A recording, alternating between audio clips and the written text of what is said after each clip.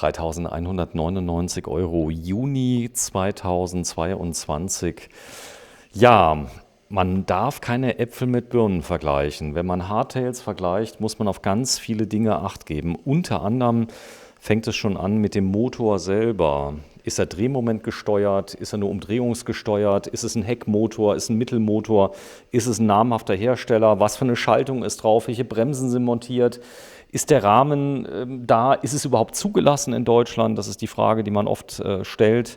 Denn ich sag mal, viele beschweren sich ja, dass diese Fahrräder ein CE-Zeichen haben müssen, zugelassen sein müssen, damit sie nicht als verbotenes Kraftfahrzeug dann gelten. Ja. Viel gilt zu beachten. Wie ist es denn bei Raymond, lieber Lucien? Hi.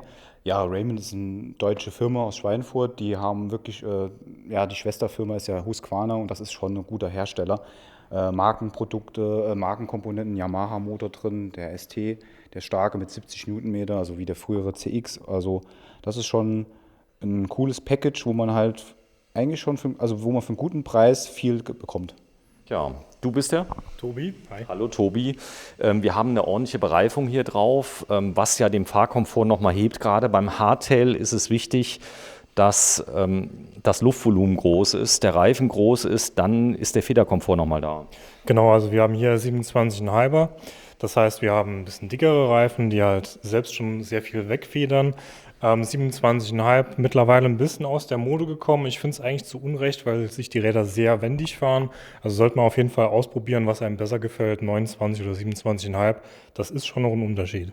Ja, es gibt einen Nachteil, ist natürlich, wenn die Radgröße ein bisschen kleiner ist, dann ist das für große Personen ein bisschen schwieriger zu fahren, weil es etwas tiefer kommt. Aber das liegt oft daran, dass bei vollgefederten Fahrrädern einfach der Dämpfer leer ist. Ja, das ist so ein Thema, was wir regelmäßig sehen. Also gerade bei den Fullies gerne mal vorbeikommen und sich das richtig einstellen lassen. Nee, also grundsätzlich finde ich es halt super, dass es noch die Möglichkeit gibt, sowohl 27,5 als auch 29 sich auszusuchen. Gerade wenn man gerne enge Trails fährt, macht es schon richtig Spaß, auch einen 27,5 zu fahren, auch wenn man größer als 1,80 ist. Jetzt muss ich mal fragen, ist das vorne auch 27,5? Weil es sieht aus wie 29. Das müsste jetzt eigentlich, wenn es 27,5 hinten ist, auch vorne sein. Weil wenn, wäre es halt. Ich guck mal gerade, es ist nämlich so, es fällt oft beim zweiten Blick erst auf, weil zwischen 27,5 und 29 Zoll liegen gerade mal 4 Zentimeter. Also es ist nicht die Welt. Nee, es ist nicht die Welt. Wir haben das da Modell auch als 29er vorne und hinten. Und generell ist es bei Raymond ja so, die machen das wie andere Marken. Ich glaube, KTM macht es halt auch noch so, dass du vorne und hinten halt auswählen kannst bei dem Modell 27,5 oder 29. Kann ich das später nochmal ändern? Das heißt also vorne die Felge kann ich tauschen. Ist da noch genug Platz? Es kommt immer so ein bisschen auf die Geometrie an. Also hier müsste man wahrscheinlich sogar die Gabel tauschen, ist doch sehr eng. Also lassen, wie es ist. Ich selber fahre gerade ein 27,5 Zoll als vollgefedertes und bin total happy damit. Es muss nicht immer das 29er sein. Die Wendigkeit ist unerreicht auf dem Trail. Also es macht so viel aus. Vorteil hier ist auch noch, ich kann den Reifen mit niedrigem Luftdruck fahren, also ungefähr 0,8 Bar sollte gehen. Und dann hast du natürlich im Herbst eine unglaubliche Traktion. Ne? Ja, genau. Also weniger Luft heißt halt auch mehr Grip. Und das heißt, du kannst halt auch mal ein bisschen besser rein driften oder in die Anlieger reinfahren und rutschst halt nicht immer direkt weg. Ist halt auch ein bisschen ja, eine Komfortsache. Und wenn du halt besser rollen willst auf Asphalt und Schotterweg, machst du halt ein bisschen mehr Druck rein. Ne? Ja, man kann das leicht beschreiben, wenn der Druck fällt, dann steigt nämlich die Auflagefläche sowohl in der Breite als auch in der Länge. Das ist das Besondere. Das heißt, du hast fast wie ein Kettenfahrzeug, wenn du das also fährst. Wir können es, ich sag mal gleich mal an einem anderen Fahrzeug einfach mal zeigen. Allein bei der Belastung drückt sich nämlich der Reifen nach unten und das hier ist ein recht guter Kompromiss oder vom Reifen, also für Straße und für Gelände. Genau, also wir haben hier den Cross King verbaut. Der ist schon für grobes Gelände gut geeignet, aber hat auch einen Mittelsteg, der etwas breiter ist. Das heißt, ich kann hier auch ohne Probleme auf der Straße fahren, gerade wenn ich ein bisschen höheren Luftdruck fahre. Da kommen wir mal zum Motor. Den Motor kenne ich. Der PWST 70 Newtonmeter, ein echter reinrastiger Mountainbike-Motor, sehr stark. Es müssen nicht immer 85 Newtonmeter sein, aber natürlich im Vergleich zu einem Motor Bosch 45 Newtonmeter, da liegen Welten dazwischen, oder? Ja, also es ist ein richtig kräftiger Motor, der auch richtig angenehm anspricht. Also ich kann es nur jedem empfehlen, mal die Motoren ein bisschen durchzuprobieren und sich nicht auf eine Marke einzuschießen. Da gibt es schon große Unterschiede, wie die abgestimmt sind. Macht Spaß, sich da ein bisschen durchzuprobieren. Ja, spannend ist auch die Integration des Akkus. Da gab es ja vorher ein Modell, das war so teilintegriert, was da ist. Aber das hier hat jetzt eine Vollintegration. Es fährt sich auch wie ein ganz normales Mountainbike. Es ist nicht so riesig wie die anderen Fahrräder. Also das ist mir aufgefallen in der Rahmengeometrie, dass es also nicht so wie so ein, ich sag mal, großer Panzer fährt, sondern es fährt ganz filigran. Das ist, ich glaube, die Optik, viele Leute wollen ja auch gar nicht, dass es unglaublich massiv auftritt, sondern wenn du hier die Rahmengeometrie siehst, schick, oder? Ja, also es ist wirklich schick, wie der Akku jetzt im Unterrohr integriert ist. Man muss sich halt überlegen, da ist ein 630 Wattstunden Akku drin. Also das ist richtig viel Kapazität und das auf so engem Raum ist schon schön geworden. Und komplett entnehmbar noch vor allen Dingen. Das muss man ja auch mittlerweile erwähnen. Ja, wenn du mal kurz die mal entsprechend wegnimmst, nur die Klappe, dass man da mal reinschauen kann in die Öffnung. Denn auch das Cover schützt natürlich ein bisschen. Das ist so weiches Material, was drunter ist.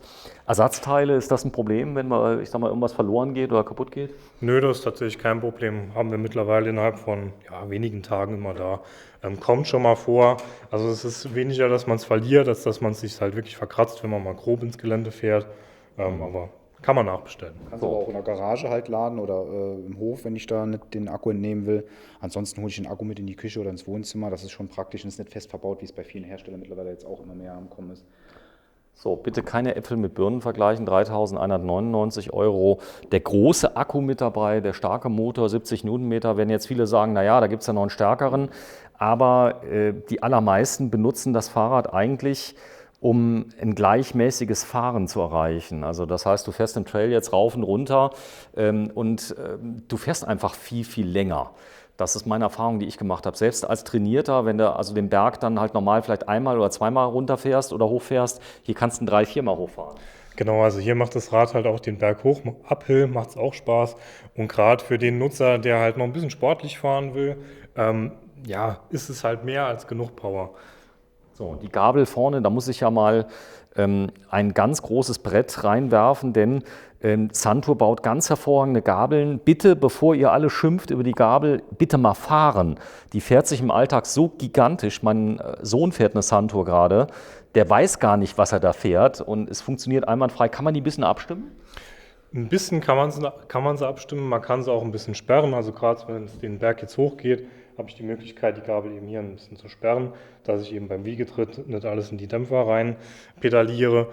So an sich ist die Gabel super robust, ist sehr pflegeleicht, ist ja auch ein Punkt. Und gerade so für Cross-Country bestens geeignet. Ja, also es muss nicht immer eine Luftfeder sein. Pflegeleicht bedeutet, ich brauche den Luftdruck nicht ausgleichen. Ich habe Federkomfort, der ist einfach vorhanden.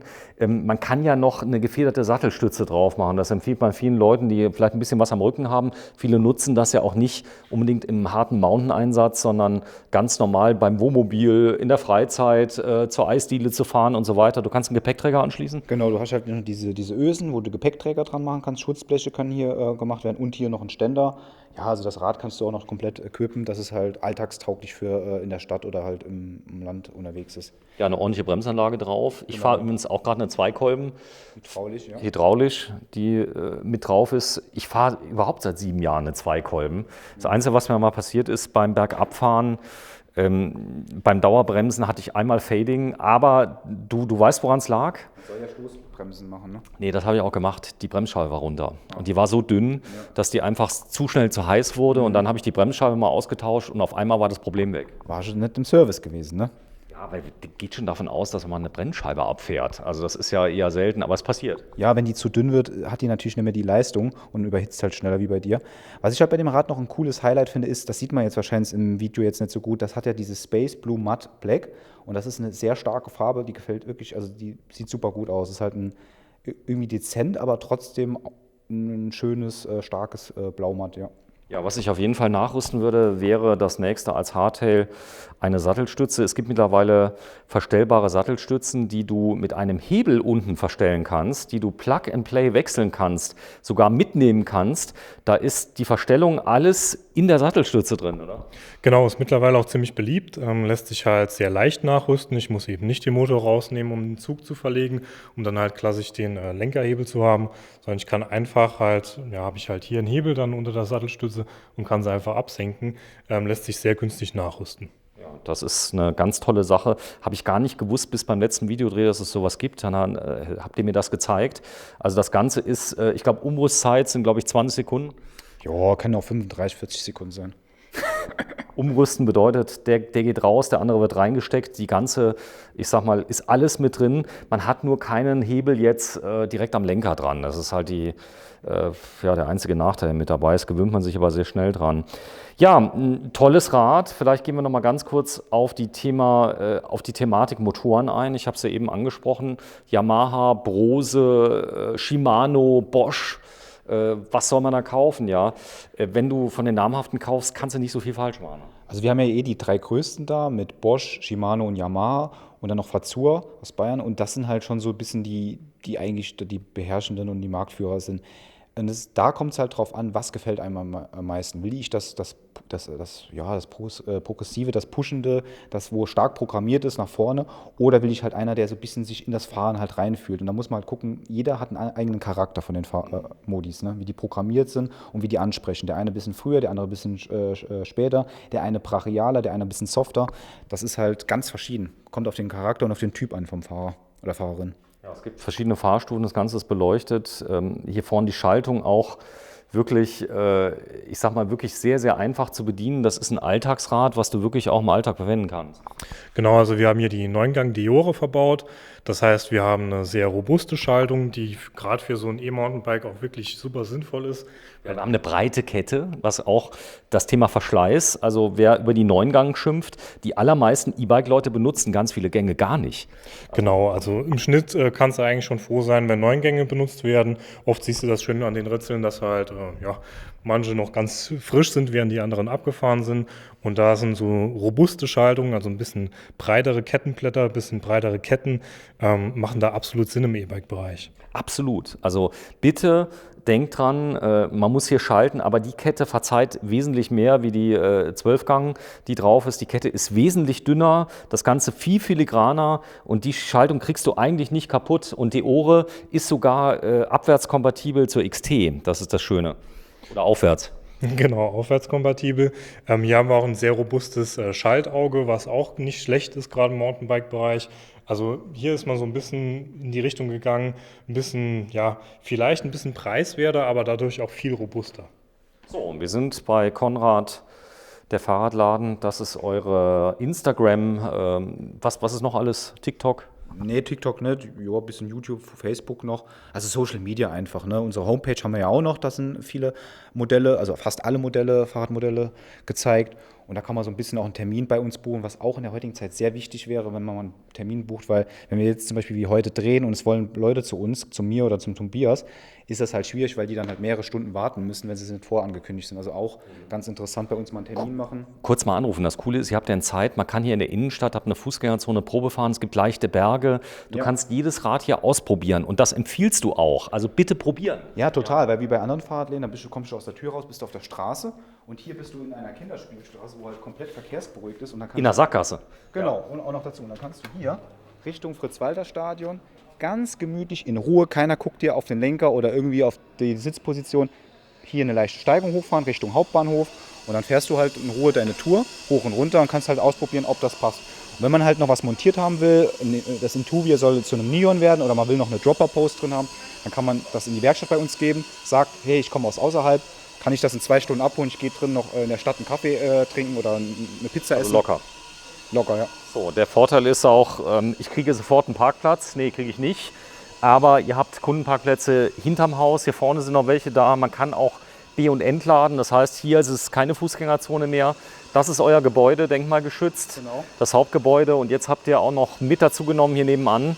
Das wird so ein bisschen ein Showroom. Showroom zum Drehen, ein bisschen dann halt sind ja Cargo. Wir werden ja Cargo-Hub werden. Das ist nochmal eine Steigerung vom Status, vom Händlerstatus. Das heißt, wir haben alle Lastenräder von Riese Müller und noch von Bergamont und da wird halt schon einiges gehen. Also wir haben da gerade bei Riese Müller, die haben ja einen sehr starken Fokus auf Lastenräder, Longtails, Longjohns und da werden wir hier auch, wenn du das hier vorne so siehst, eine richtig große Armada haben an Lastenräder, wo für Handwerker, für Family und für alle, die halt ein bisschen in der Stadt sich bewegen wollen, mit anstelle einem Zweitwagen mit so einem Lastenrad. Und da werden wir hier jetzt stark aufrüsten. Und natürlich ganz viel Boom wird noch kommen. Kinderräder. Ne? Raymond, Rahmengrößen habt ihr alle da? Ja, ist auch, ja, alles da, genau. Welche? SM und L kommt demnächst jetzt, genau, nee, oder ist schon da. Und XL sogar auch, ne? Sehr schön. Ja, Konrad bei Green Bikes, das Ganze in der Glockenstraße 4 in Kaiserslautern, konrad-fahrradladen.de. Heute drehen wir Ende Juni 2022. Tschüss!